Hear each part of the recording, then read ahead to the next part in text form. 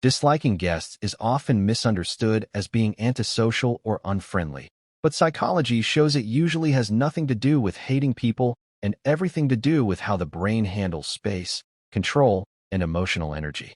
For some individuals, inviting people into their home feels mentally intrusive rather than social.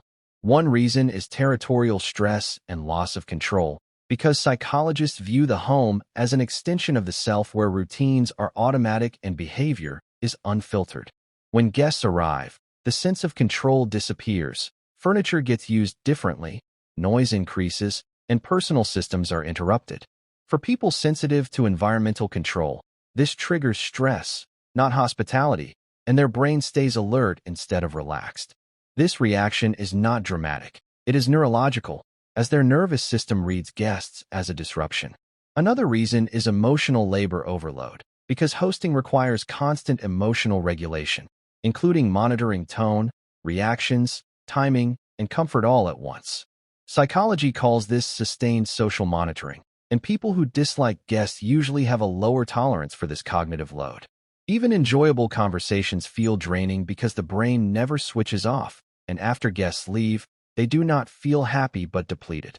A third factor is heightened sensitivity to judgment, as many people who avoid hosting experience evaluation anxiety and feel silently judged on cleanliness, manners, food, or lifestyle, even if no one says a word. This creates hyper-awareness, so instead of enjoying company, they mentally audit everything, asking themselves if the house is clean enough, if they are being awkward, or if others are comfortable.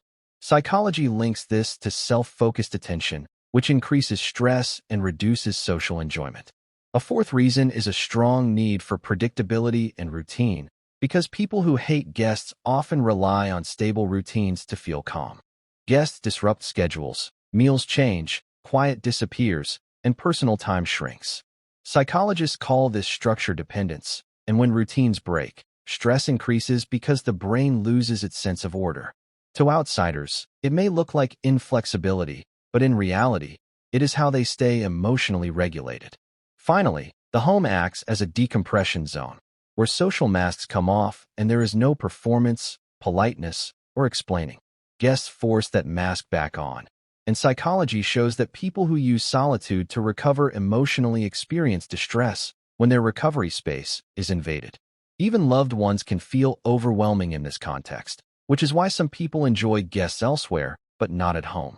Hating guests does not mean someone is cold, rude, or antisocial. It usually means their brain values control, predictability, and emotional recovery more than social stimulation. They do not dislike people, they dislike the mental cost of hosting.